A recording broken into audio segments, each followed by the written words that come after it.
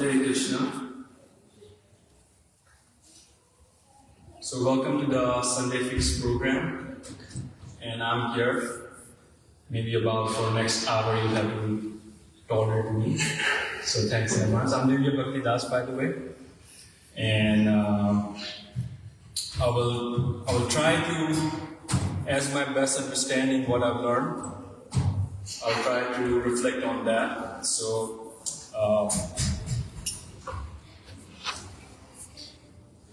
Okay, yeah, so this is the outline we have today. I'm going to introduce the topic, and then we'll go through some Bhagavad Gita verses. We'll read through that, the translation, the purport, and then my reflection, my understanding. So, and then eventually, hopefully we have time for some question and answers if anybody has any, or any comments and anything that they would like to share, the realizations. So, how is this painting? What do you see?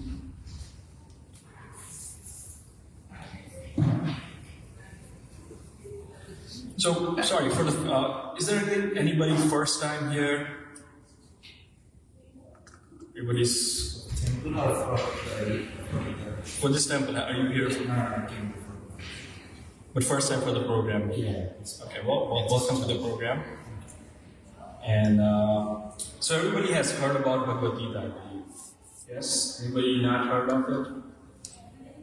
Okay. Great. That makes it really easy. However, since this beautiful picture is showing something, I want to like set the Kurukshetra here, right? Set the battlefield. So what you see is on one side there's one army, on the other side there's another army. So let's go back 5,000 years ago. There was a family conflict, a huge family conflict that dragged everybody into that fight. And many of you must have heard of Mahabharata, right? And that's where this Bhagavad Gita happens to be spoken during the Mahabharata. So,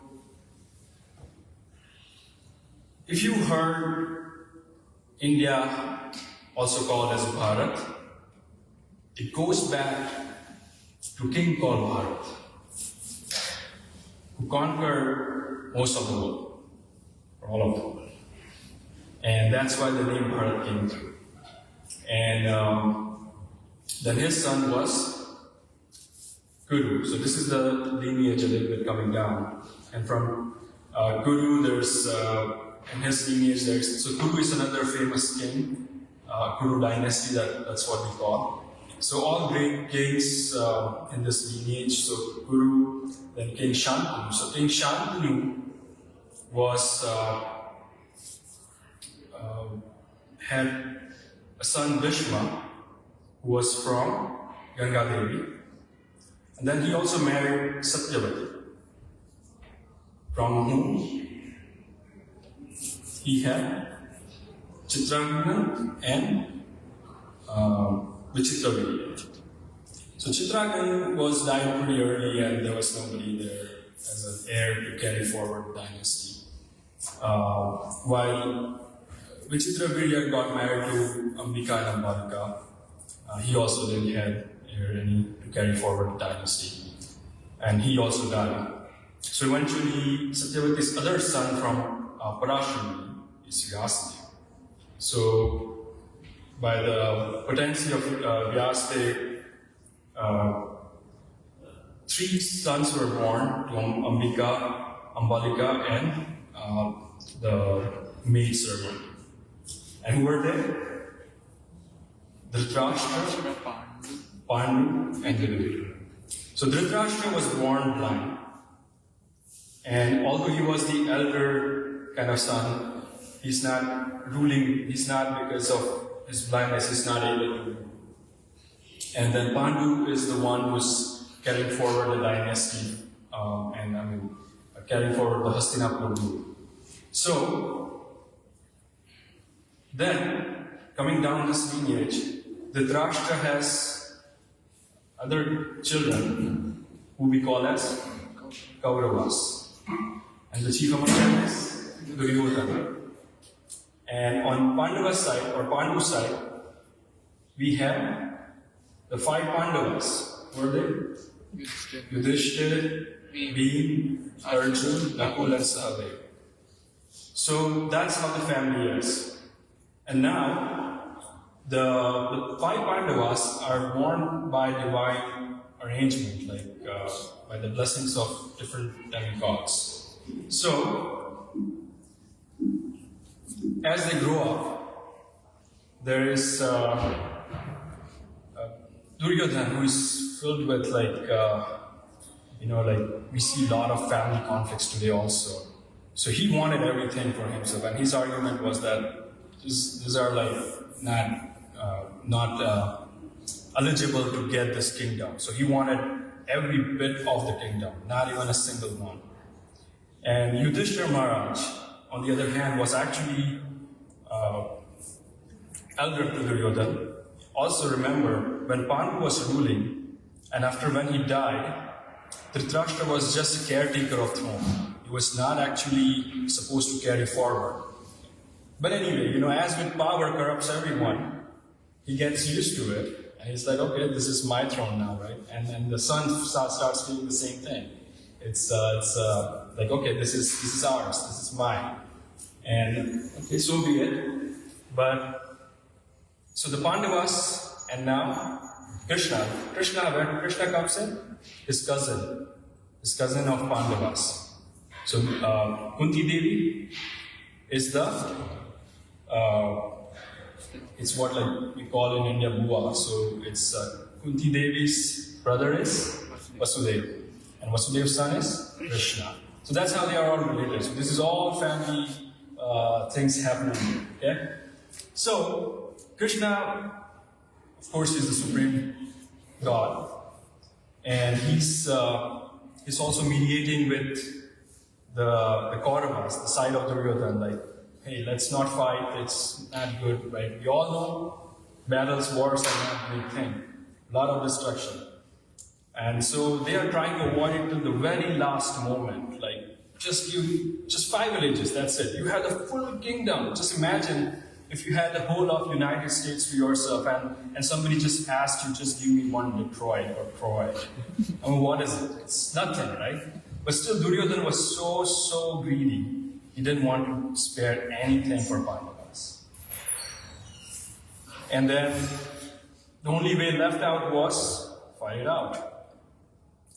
So then all this thing starts, and I'm paraphrasing a little bit, but Krishna is fighting with Pandavas, whereas Krishna's army is actually fighting with Kauravas. So, and then, going back to Bhishma Dev, he's tied by his vow to the throne, to protect the throne. So whoever is on the throne, he has to fight for that. That's his dilemma. So even if, for example, Arjun is like so dear to him, all the Pandavas are so dear to him, but now he's on this battlefield against them.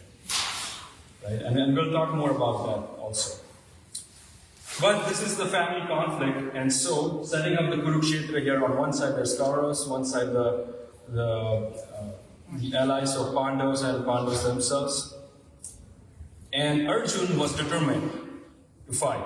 And so were all the Pandavas, like, okay, let's fight it out. Duryodhana, you've done enough evil, and now it's about time. So they were all determined. Arjun was also determined. But this was all in planning, right? It was not still transpired. And when all the armies set, the reality strikes on Arjun. Oh boy, who am I fighting? These are my relatives, these are my family, friends. This is impossible. So then he asked Krishna, I request you to take my chariot in the middle of this field. I want to see all these people who have assembled to have this like bloody bath. So Krishna said, okay. And yeah, Krishna was his charioteer. Sorry, I didn't mention that. So there was an arrangement by which Krishna said, okay, I won't fight, but I'll be the charioteer, like the guy. And he also took a vow that I won't pick up any weapon. That's my commitment from my side. So So then Krishna drives the chariot in the middle and parks there. And now Arjuna gets up and starts looking. And the reality is striking. He's getting overwhelmed. I do kill my grandfather? Oh my God. My teacher, with whom I have so much love, from whom I've learned everything. I'm against them? How is that? And in that state, he's just, the symptoms of anxiety, stress, everything can be felt. And we can only just try to imagine what that situation could be. We can just imagine, but we cannot feel it ourselves. Because here, the whole lineage was at stake. Everybody was out there to fight it out. So, when he was so overwhelmed, confused, of course, typically our chatter starts, our mind starts having a chatter, and so he starts putting his points forward to Krishna. Krishna, why should I not fight? Very good, noble, intelligent reasons that he puts forward. He's like, oh, if everybody here collapses, the whole generation will be doomed. And then it's all going to be, the outcome of that is the society will collapse morally because there will be nobody to guide them. The elders are gone, everybody's gone, the righteous people are gone. He says that. He says then, okay, even if let's say everybody dies and even if I win, then what's the point? Because there's nobody then to enjoy this.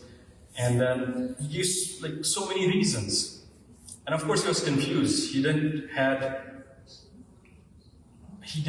decision. Like, okay, he was just kind of, if I say in today's words, kind of like he was just kind of blabbering in some way, like whatever was coming to his mind, because he was trying to make an excuse not to fight. I don't want to fight. This is my grandfather, my friends, my family. I cannot fight them. I cannot face them. I'd rather just go out in the forests and retire there. So that's the state of Arjuna's mind. And in that, so the first chapter of Bhagavad Gita, Arjuna is only speaking and Krishna is just listening. He's not interrupting Arjuna at all. So that's another good sign what a good teacher does, right? He listens to the student first, and I will come to that point. But so he's just patiently listening, like how Krishna is. So after all this, he puts down the bow and sits down on his chariot, broken, overwhelmed. And he's like, I'm not going to fight Krishna, that's it. So the first time Krishna speaks in Bhagavad Gita is chapter 2, second verse. And he doesn't like start saying Arjuna, hey, you're such a coward. He doesn't say that to Arjuna. In fact, addresses him in a way that restores his dignity. He says, oh Dhananjaya, so it's like he addresses him as in, hey, remember, buddy, you somebody who have won battles, you're the warrior.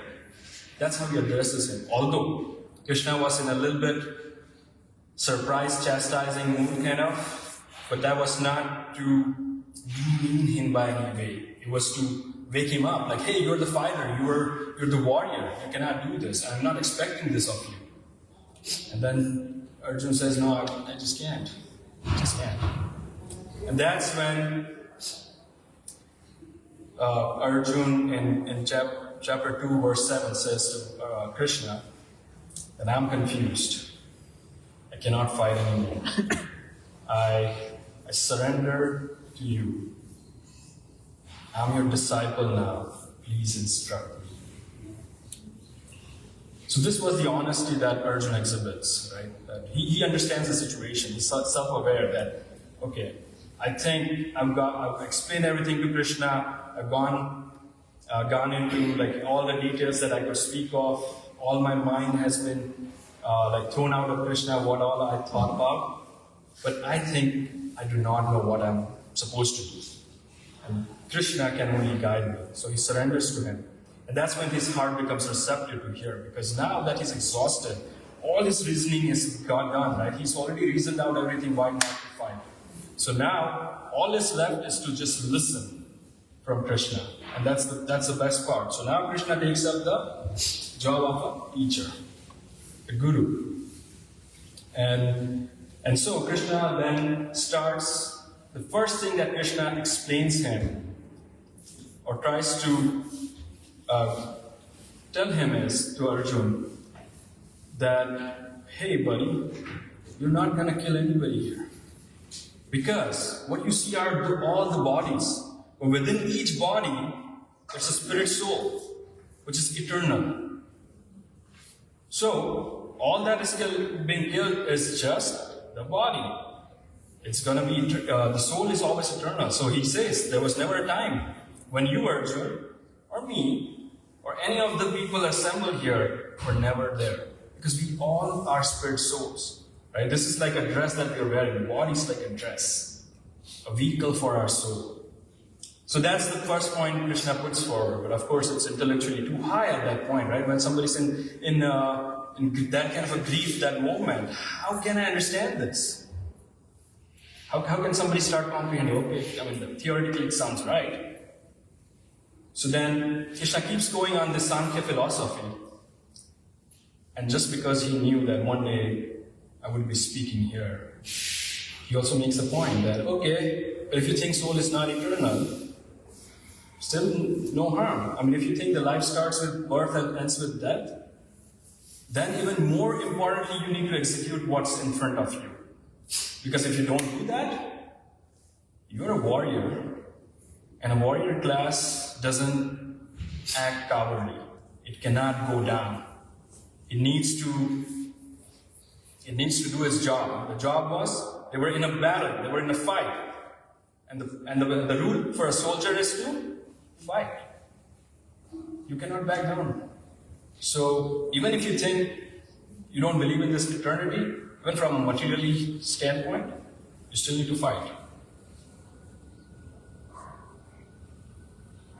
So that's where then we turn a little bit to Karma Yoga. So although Krishna is first starting at the spiritual point, he's starting straight up at the spirit soul. Like, you are not your body, you are the spirit soul. But then he also comes back because he could see Arjuna is still maybe, or there are going to be people who are going to question, oh, but what if soul is not eternal? Yeah. Then even from materially, this is what the truth is, that you need to do your job. So now Krishna is starting to, so Prabhupada says this, Krishna is of course a great, we cannot win with arguments in front of Krishna. Right? He's the biggest, I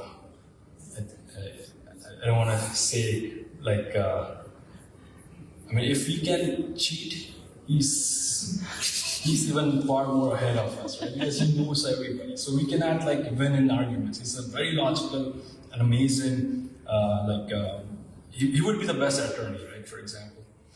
Because he knows how to argue, how to look at every point from every side. That's why he's Supreme God, right? So now, Krishna is going into the process called Karma Yoga or Buddhi Yoga. When Karma Yoga is having the devotional side, it's like the Buddhi Yoga. So this is where Krishna is starting to describe how to work without attachment.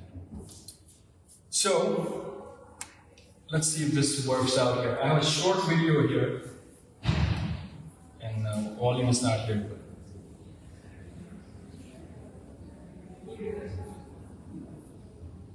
Maybe laptop.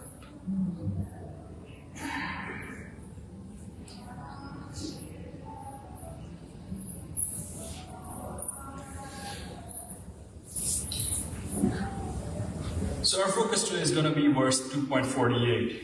And the topic I have is inner peace from the lens of Bhagavad Gita. So what is inner peace? It's working in Krishna consciousness. How? Because when we work as Karma Yoga with Krishna consciousness embedded, we're going to see how we can try to address the attachments that we may have. Yeah? And how we can let go of that attachments. So that's today's topic.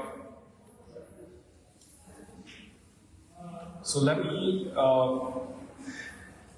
read the verse 2.48. I don't know if it's not readable here actually on my computer. So Soon, meeting with soon. So, if possible. That's fine.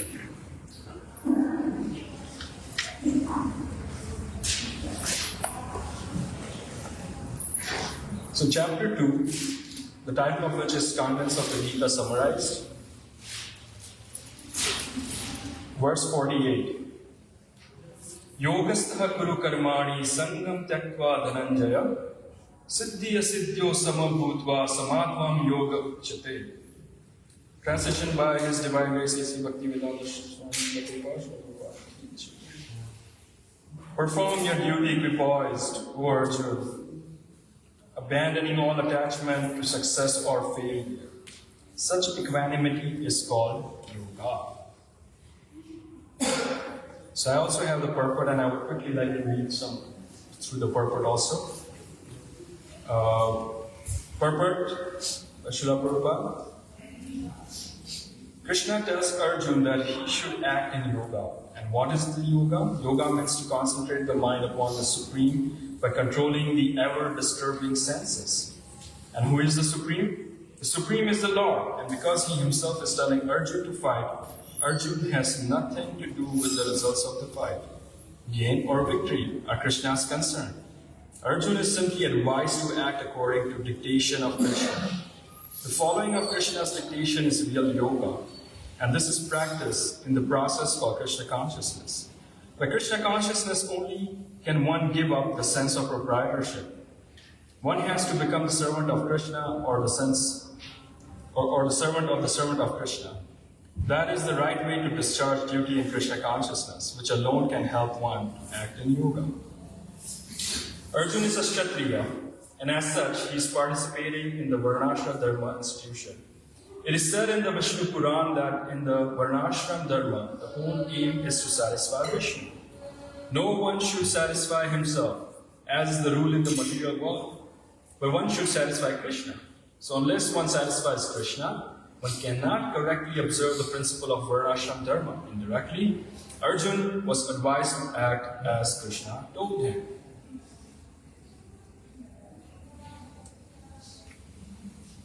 Om Ajnana-timirandasya Jnanandana-shalakaya Chakshurunmilitam Yena Tasmai Shri Gurave Namaha Shri Chaitanya Vishtam Sthapitam Yena Bhutale Swayam Rupa Kadamayam Dadati Swapadantikam Vandeham Shri Guru Shri Yuddha Padakamalam Shri Gurun Vaishnavamscha Shri Rupam Sagrajatam Sagarana Raghunathan Vitam Sajivam Sadvaitam Savadutam Harijanasayam Krishna Chaitanya Devam Shri Radha Krishna Sagana Lalita Shri Shakhantamscha Ye Krishna Karna Dina Bandhu Jagatpate Gopesha Gopika Kanta Radha Kanta Namostate Tapta Kanchana Gaurangi Radhe Vrindavaneshwari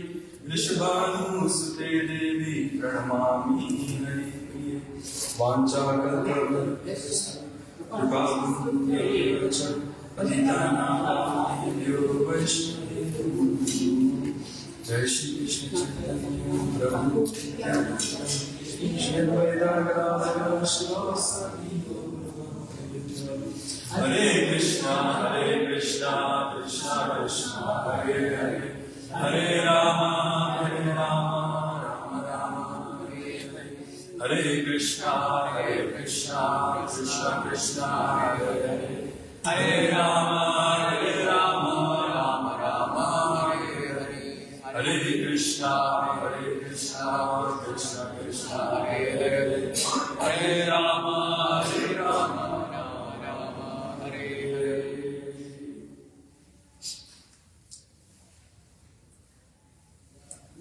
So, I'm going to try my best to reflect on what Krishna has said, what Prabhupada has written in the purport, and this is on my understanding. So, please forgive me if by my limited understanding something comes across odd. That's on me. That's not on Krishna, or that's not on Prabhupada. That's all on me. So, in purport, Srila Prabhupada says that mind is always disturbed, and it's very difficult to focus on Krishna. Yes, true? Anybody has no problem with mine? Nobody? Okay.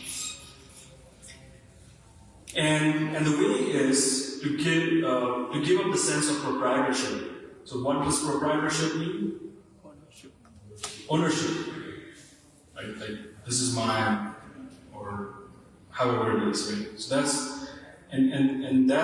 that's where the whole, all the time we're disturbed with the attachments. So for someone who reads the purport without complete understanding of Srila Prabhupada's like preaching style, I think that because if you read one of the sentences, so where Prabhupada says that the only job is to satisfy Krishna. So we, or I, will start thinking that's not fair. I want satisfaction. Why should Krishna get it? I want it too, right? Am I wrong in thinking that? No, come on. You have to satisfy Krishna, not me, right? So here's the trick, right? So Prabhupada is going directly to the roots, right? So the example he quotes often is of the tree, the roots, right? If you water the roots, the leaves and the fruits are all going to be fine. And Krishna is the root, and we are all the leaves and fruits of that big, supreme creation, right? So if Krishna gets satisfied, guess what happens? We automatically get satisfied, right? That's the linkage there. And that's why Prabhupada says our only job is to satisfy Krishna, not ourselves. Because in doing so, Krishna is helping us by helping us in this way. He's not like the one who he doesn't need anything, right? He's the ultimate renunciant. So this is not explicitly mentioned, but this is exactly watering of the roots, what Prabhupada often quotes in many of his purports. So, my understanding is that when Prabhupada says Krishna consciousness, right? It's Bhakti. It's the same thing. Bhakti, Krishna consciousness, same. To me, when I understand and start reflecting on this, it means a mindset. Bhakti, Krishna consciousness. The word consciousness itself is to deal with mind, right? So it's a mindset. Yes? So that's how, at least, I'm understanding it. So, Prabhupada also often quotes one example of one story that Mahaprabhu actually told. It's about the poor cobbler and a very learned Brahmin. So there's this learned Brahmin in all the scriptures and knows all the mantras with perfect pronunciation, not a meter here or meter there. Amazing Brahmin. So and like everything perfect, he conducts himself very nice and like, wow, he must be such a great soul, right? And on the other hand, there's this poor cobbler who's working under a banyan tree, just mending everyone's like shoes and repairing things like that. So once Narad Muni was passing by, and he's like, let's go and ask this Brahmin, let's ask him a question. So he asked the Brahmin the question, like, hey, I'm gonna go and see Lord Narayan. Do you have anything that you would like to know? So for those who don't know, Narad Muni is our ultimate. He has this teleporting powers, right? So he can be in spiritual or material or any world, right? At his will. That's the blessing that he's got. So when he's going to this Brahmin, he asks, can I ask something to Lord Narayan on your behalf? The Brahmin says, yeah, of course. Can you ask him, when will I come back to Vaikuntha? So, okay. And then next there was the cobbler. He asked the cobbler the same question. The cobbler says the same thing. Can you ask Narayan, Lord Narayan, when will I be able to come to Vaikuntha? So Narad Muni goes to Lord Narayan, narrates this and asks, Lord Narayan, what do you think? This Brahman who appears to be most learned, most everything, he's always offering worship to you daily in and out. he must be getting liberated right in this life, right? From Lord Narayan. Narayan said, no, he's going to take many lifetimes. Narayan was shocked. So then he asked, okay, what about his cobbler? He's not even doing anything but just working, and maybe he's also taking your name in once in a while or something like that. And Lord Narayan says, yeah, but he's going to come to me in this lifetime, at the end of this lifetime. So Narayan was shocked, how is that possible, my Lord? So he says, just go and simply, when they ask you, tell them this, and when they ask you what was Lord Narayan doing, just tell them that he was taking a huge elephant and passing through the eye of the needle. So Narada is like, okay, yeah, why not? So he goes back to Brahma, and Brahma is like, oh, how are you, Narada Muni? Please tell me what's the news from Lord. So that's how he was ecstatically receiving the sage Narada Muni. And the moment Narada Muni says that Lord said that it's going to take you quite a few lifetimes to go back, suddenly the mood spoils. The Brahman is like, this is such a nonsense, right? Because Brahman is thinking to himself that how to bring all this puja, this scriptures, this everything, and now you're saying it's going to take me so many lifetimes? How is that possible? This is such a nonsense. And so he says, okay, tell me what was Lord Narayan doing? I don't believe you. Because the Brahman is disturbed. So Narada says the Lord was taking a huge elephant and putting him through the eye of the needle. And then Brahma says, I'm convinced you're just bluffing, this is complete lie. Alright, so now Narada also understands why he's going to take so many lifetimes. Because he has no faith. I mean, although he's doing all the puja and all that, but faith is not there. That's missing, right? So now he goes to the cobbler, and cobbler, he narrates to cobbler, like, okay, Lord Narayan said that after this lifetime. Cobbler was just ecstatic listening that even Lord Narayan was thought of him. He was just in like cloud nine, right? Like, oh wow, Lord Narayan even thought of me. That's the humbleness that the cobbler did. And he started jumping and dancing, and then he asked, okay, but can you tell me what, you wanted to hear more about Lord Narayan, right? So he says, can you tell me what Lord Narayan was doing when you went there? He said, Lord Narayan was taking a huge elephant and putting him through an eye of needle. Oh, the cobbler is even completely lost his mind now, like, this is so amazing. He starts dancing, and like, Narada Muni is like, this guy is too much. Let me ask him what's going on. How can you believe this thing? So he asked cobbler, hey, how do you believe that Lord Narayan can even pass a huge elephant? I mean, this is what he was doing. It's like, Narada Muni, it's very simple. I'm sitting under this banyan tree all day. It's coming from a small seed. If in small seed, my Lord can put a huge banyan tree, what is it for him to just put an elephant through an eye of needle? It's nothing. The very moment the Narada Muni understood, he is actually Krishna conscious. That's why he's going to go back soon than the Brahmin. So, again, this is all about mindset. Krishna consciousness, mindset. Bhakti is how we...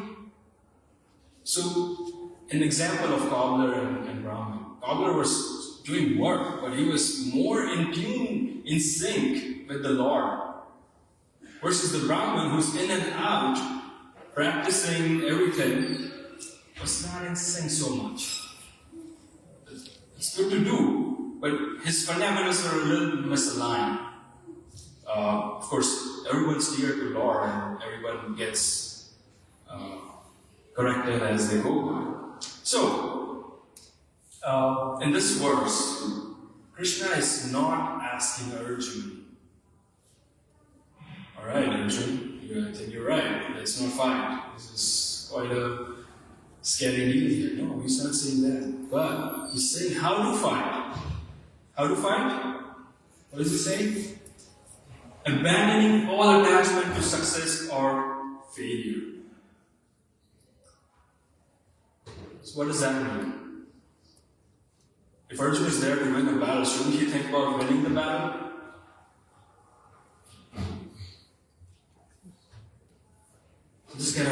is perplexing, right? Sometimes that if I have to give an exam, so as a student, if you have to give an exam, wouldn't you prepare to get good grades?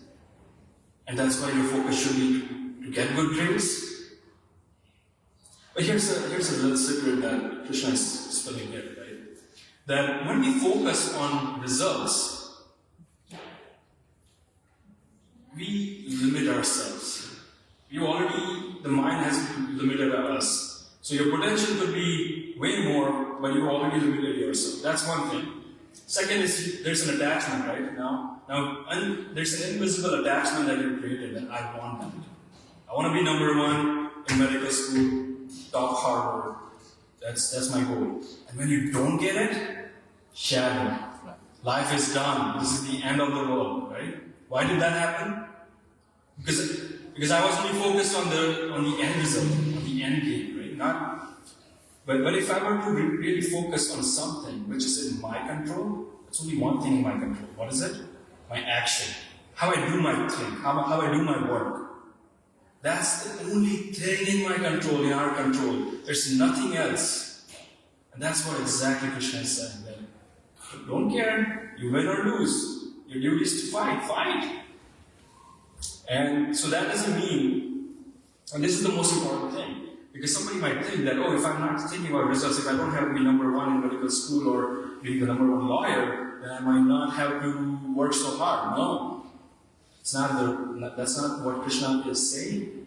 You can have a goal that I want to be number one medical doctor. Don't get attached. Don't get owned by that goal so that if you don't get it, you're not devastated, right? That's what Krishna is saying. So Krishna is saying, just fight because you have to. And in the purport, Prabhupada says that this is, of course, a direct instruction for Krishna. And although Krishna has not revealed himself to Arjuna yet that he is the Supreme God, but it's and that's what he's saying. How can he possibly tackle this dilemma that he has? So in my own reflection, like what I noticed something is about peace is this, that it's not always giving up things that we think are the attachments. Like of course, like let's say if somebody's attached to eating too much sweets, that's an attachment they should reduce or give up. But that's not that's still external. There it's not life and death. But some subtle attachments that have occupied us, that we don't even get to know that they have claimed us, is this attachment that I will control the outcome, right?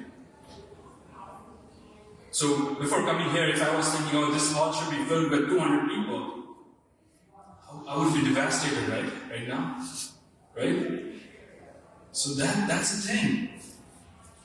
That's what we cannot force outcome. We cannot get attached to the outcome. It's on Krishna. What we can do is we can practice, put our best foot forward. The rest is for Krishna, however it comes through. And something that I realize is that when we do that, it's this amazing liberation. Just imagine that you don't have to worry for becoming number one or the most famous personality or the most politician or whatever, but you're just focused on your work. I guarantee you, your work will show that result. Because now you're not worried. And once you're not worried, you can even do much better on your action. Because if you start redefining success, like when Krishna is saying abandon all attachment to success or failure, or just take a little liberty and redefine success, and what Krishna is saying is, just control put your effort in the action. To me, that is success. Right? That's what, and we're going to go back through what some of the great personalities have done. So, I'm looking at time here. Alright, so now this all sounds great in theory, isn't it? Like what I said might make sense. If it doesn't, then stay with me. It might in some time. So, there's always a need for some examples. And since I believe there's not exactly Makar Sankranti festival, but we just had it last week, I think. And something important that also happened, one event that happened during Makar Sankranti was Vishnudev. Remember the person I said is like great-grandfather to Arjuna, Pandavas and Kauravas? So he had this amazing power to give up life whenever he wanted. It's called Ichhamriti. And he decided that Makar Sankranti, the day when the sun starts traveling northward, so that's when he's going to give up his life. However, his life was full of, he was not just like he was a Kshatriya, he was coming from a warrior class. So he had all sorts of complexity in his life. He had a lot of politics, he had a lot to abide by, he had his own vow, which was a very strict vow of the celibacy. So, and he also took one more vow, that he will protect Hastinapur no matter what. Yeah? So he had so many complications from, if we see as a third person, of course. For him, it was all sorted because he was in this different state. So, Vishnudev was not attached to the comfort or reputation, or he didn't care so much for winning side. His only duty, he knew that had to protect throne. So sometimes it's very confusing. Some people say, Vishnudev is good, but why did he then side with Kauravas? Well, this is where we need to look. Why? What transpired?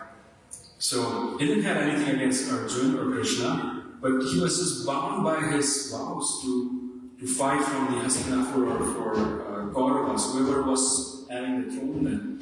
So it can look confusing, but this is exactly what Vishnudev was practicing, equanimity, what Krishna is advising Arjuna right now.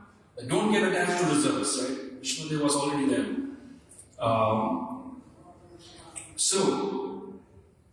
In fact, he was fighting so unattached to the result that at one point he was very aggressive on Arjuna. Arjuna couldn't do anything.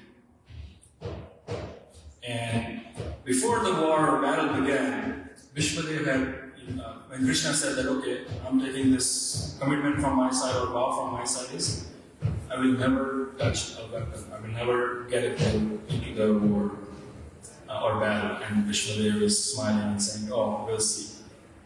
I'll make you do that. So,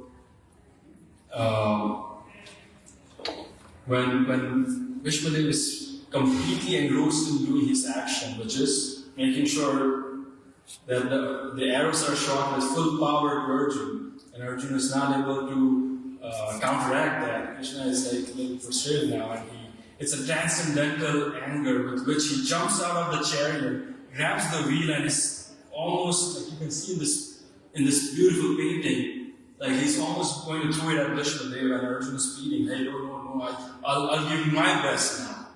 Right? That's what Arjuna is saying. So it's such a beautiful pastime. So Vishnudev is already a devotee, and so on the right side, it's shown where he's on. Eventually, when Arjuna shot so many arrows at him, it was almost like a bed of arrows on which he was laying down, because the arrows pierced through him, and then when he fell off, it was like on the bed he was laying. And of course, he didn't give up the life immediately. He waited till the conclusion, and he picked the right moment, which was the Makar Sankranti. And he also happens to be the one who reveals Vishnu Sahasranam. So he was chanting this Vishnu Sahasranam, Krishna right in front of him, and living the body. Right? And he didn't have any hate for Krishna or Arjuna. In fact, he was praising them. So that's what tells us like how you can work without attachment to the results. So as a third person, we might think, oh, Vishnudev went through so much, but he was at that level where he was balanced. He was in this yoga, he had inner peace. that we all are seeking after. So, now you might say that, okay, that's great, but that's Vishwadev 5,000 years ago. So, I'm going to say, don't look any far. I have an example just a few years ago, right? Srila Prabhupada, the founder of Islam, right? So Prabhupada had this instruction from his spiritual master that you don't preach the West. And it's unimaginable that somebody almost like 70 years old could take that, especially in the days when the travel was not that easy, the cultures were so vastly different, it was nothing like that. But still at that age, he didn't have any institution, right? I mean, today this is what he's created. He didn't come here thinking, okay, one fine day I'm going to create a ISKCON and I'll have this whole global movement. He was sincere about his faith in his Guru's instruction. He had confidence in Krishna. And he was just focused on the effort. It was not easy, right? It's not like his life was without any struggles. On the ship, while coming to US, he suffered 2 heart attacks. I mean, unimaginable, and he kept going.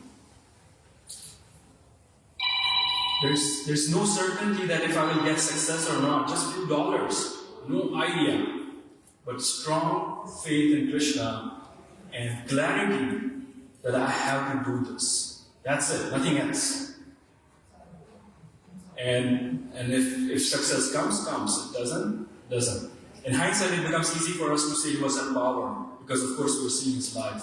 But at that very point, if you see time in snapshot, it would be like, oh, this man is still making all bad decisions, right?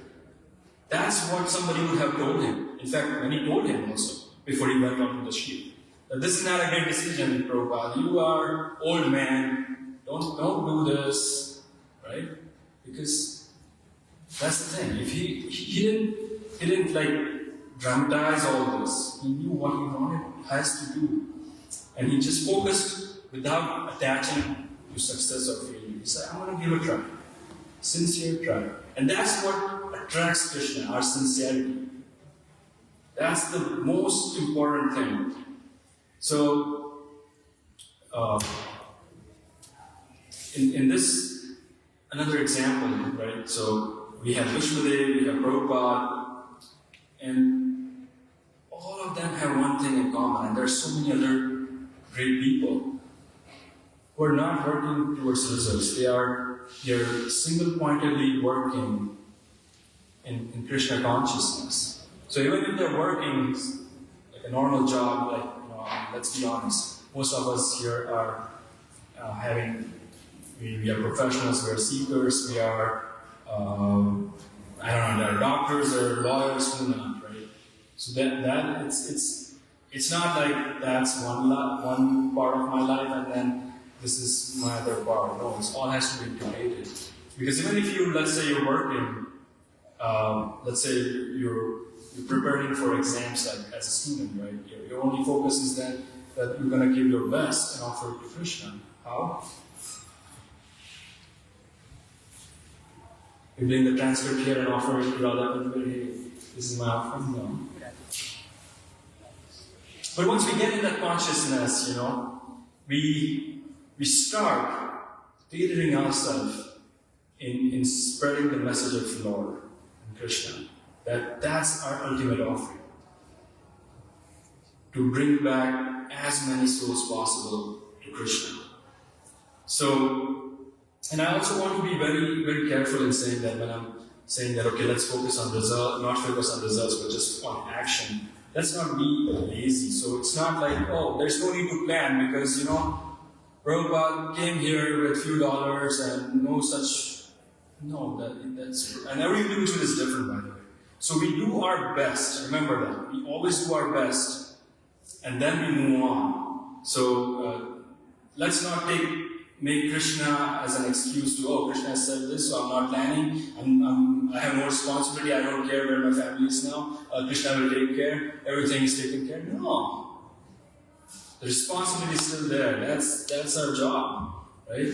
So it doesn't mean we abandon our intelligence. It just means that we change our mindset from focusing on results to focusing on action that we have in our control, which we can offer to Krishna. So these are some of the great examples of Vishwadev and Prabhupada. And the key is here, in both the example, they are not owned by the results. So what does that mean? The outcome doesn't define their value or worth. Their focus has been always, so in case of Vishwadev, did he win the war? Did he win the battle? I mean, from a worldly perspective, no. Of course he won the spiritual battle. It's a different story. But from a worldly perspective, no, right? He didn't even focus on that result. Prabhupada, did he know he was going to shortly have this great organization called ISKCON someday? I don't believe he did, right? He believed in Krishna, and he was sincere about it and putting effort in that direction.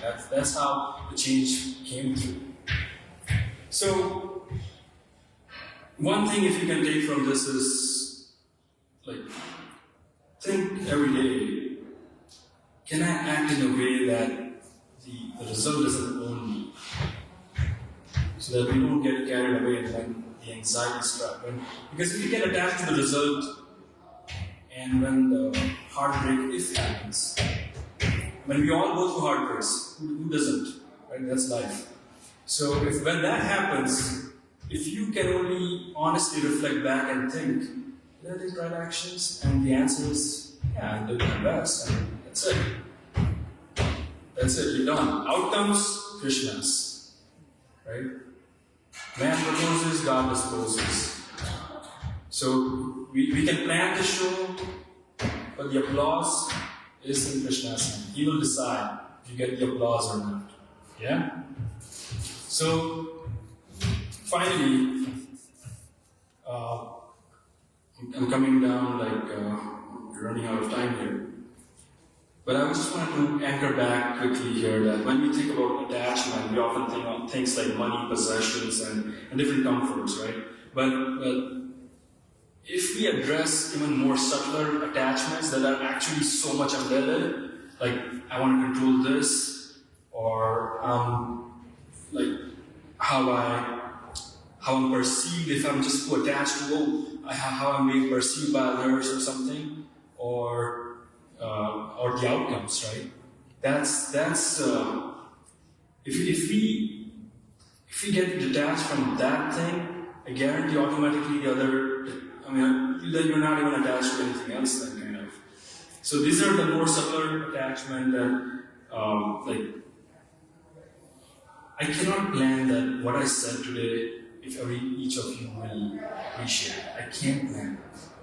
That would just be heartbreaking, because if I say something out of 100, there are going to be at least one person who's not going to like what I said, right? So I don't want to even get that. I should just think on my own preparation. That's in my control, right? I cannot plan like how this Prabhu is going to think, how this Mataji is going to think. It's just waste of our time, right? And that's what Krishna is teaching us. That abandon attachment to all his actions, to the results, success or failure. You don't need to care for them. Just do your job. So we can, for example, we can work sincerely at our workplace, but the recognition never comes. But at least we can always reflect back and think, did we act with 100% integrity, with 100% effort? The answer is yes, just move on. There's nothing to worry about. Right? Everybody's different. Even in devotional service, right? We might do a lot of services, and there's so many of us who are doing so many things, and not everybody gets the same recognition. Does that mean Lord has not seen? No, that's not true. That's the beauty of it. Because Krishna knows your sincerity, our sincerity. That's all matters. Bhakti is about sincerity, mindset. It's nothing to do with if I did something and did somebody notice or not. Right? I mean, if there was nobody here today, I think I should have still spoken, right? Because at least there were devotees here. Right? So that's the mindset. That's what Krishna is saying. And I think I've been talking a lot about, and this might be very intellectual and whatnot, but I'm just going to reflect on a few tools that helped me. And there could be other tools that will help you. Take whatever works for you. Every individual is different. I'm suggesting few things that work. That's work for me. So faith. I think faith is number one for sure. If I don't have faith, then the whole foundation kind of collapses. And this is not in any order, by the way. But what I found is, these are all supports. So prayers. We should sincerely pray. Whenever we think we don't know something or it's okay to pray to Krishna. Please show me the path. Please help me. It's fine.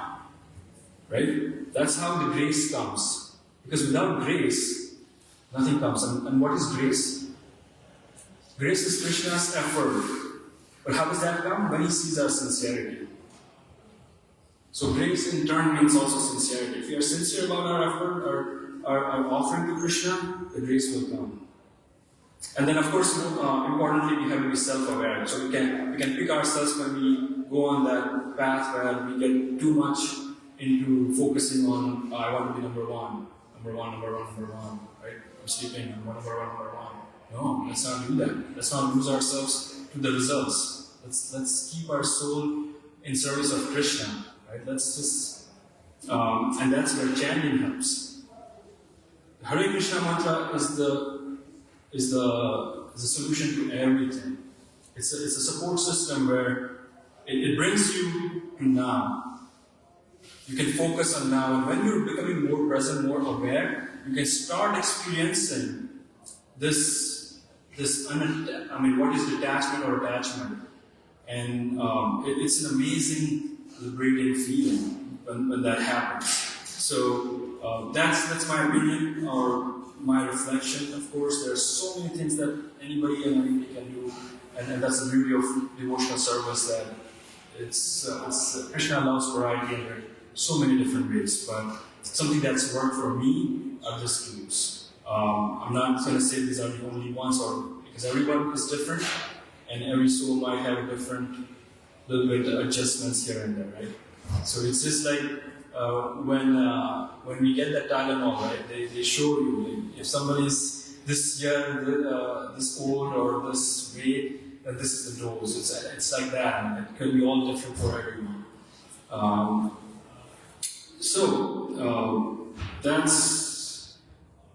That's my reflection from today, and I'd like to thank you for coming here and being a part of this discussion. I don't know if anybody has any comments, any questions, any suggestions, anything. Very nice thoughts, Prabhu. Good points. Great prayers, which are very important in building a foundation for devotion service and getting to Krishna consciousness. I think prayers are the most important. When we can't do anything else, at least prayer is something that we can always do. Right? Even if we're struggling here and there, why not? Like prayer, it's genuine, sincere prayer in our heart also. It's not like I have to go and do it in front of, oh Krishna, please let me do. It's just sincerely. That's the amazing technology Krishna has, right? As a Paramatma, he's able to hear us immediately, instantly. So if we just even sincerely in our heart think, Krishna, help me, he's listen, trust me. So yeah, that's very powerful. And I'm sharing a few things that's worked for me. Like I said, everybody has everybody's different, everything works differently. Anything else? Thanks for that. Yes, Prabhuji.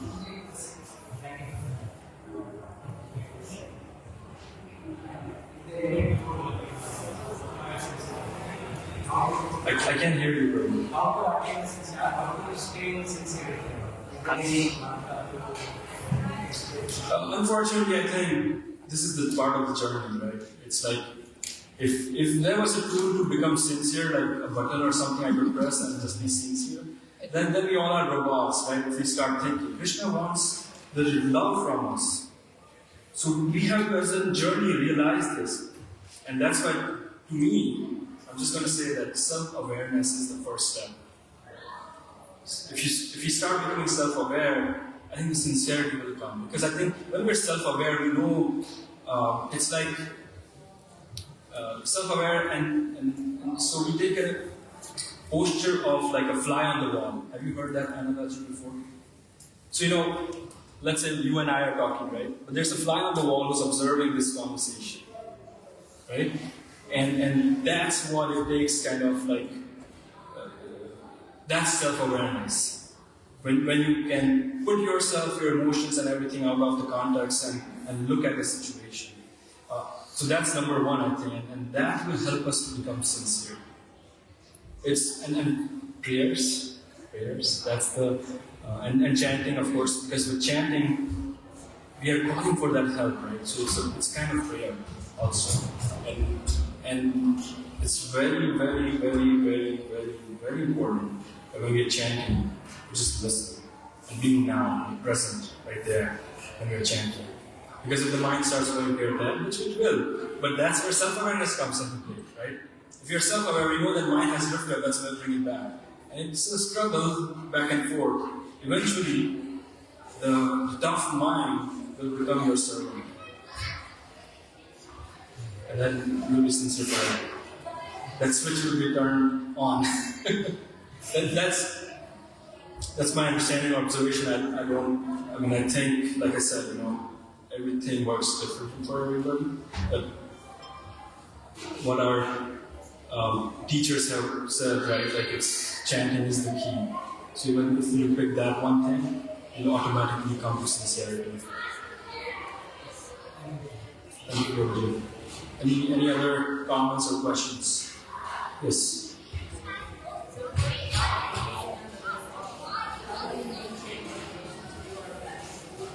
Yeah, that's why I made the point, right? If the focus should be on my success, if I start measuring my success with how I put in my 100% and start focusing on that, other than did it transpire into become me getting what I wanted, I believe that's where you can start. By focusing on that, and of course, because I think what you're saying is that, if I don't have to be number one in my studies, then why do I even study? For example, right? Because you're not seeing the big picture, like how everything gets connected or whatever that could be. But let's face this. You did work hard, and you know this fact that I shouldn't focus on results. That crazy Prabhu at temple, he said, don't focus on your results. So I'm not going to study anymore. I'm just going to go. You will be the person with anxiety the most after you actually see those results. What happens? And life teaches us in a hard way. But on the other hand, if you really care for the result and you did actually put in 100% effort, even if you fail, at least you'll be honest with yourself. I tried my best. Happen, whatever. Krishna. That's what Krishna willing is. That we live with outcomes to Krishna. We cannot plan for those outcomes. So, I think that should be the motivation. Like, focusing on results. Not on results. On the action.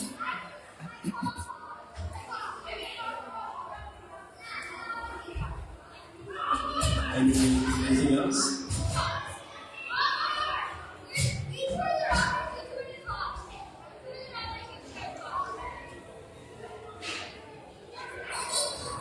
Okay, I think Muhammad is coming from the Bhakti. So let's chant 3 times and then this.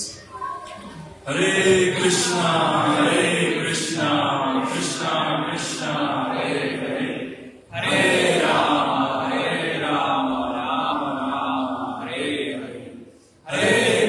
Hare Krishna, Krishna Krishna, Hare Hare, Hare Rama, Rama Rama, Hare Hare, Hare Krishna, Krishna Krishna, Hare Hare, Hare Rama, Rama Hare Hare. Thank you, everyone, and please enjoy the prasadam that's being served in the temple hall. And I hope to see you next Sunday. Hare Krishna. He's coming.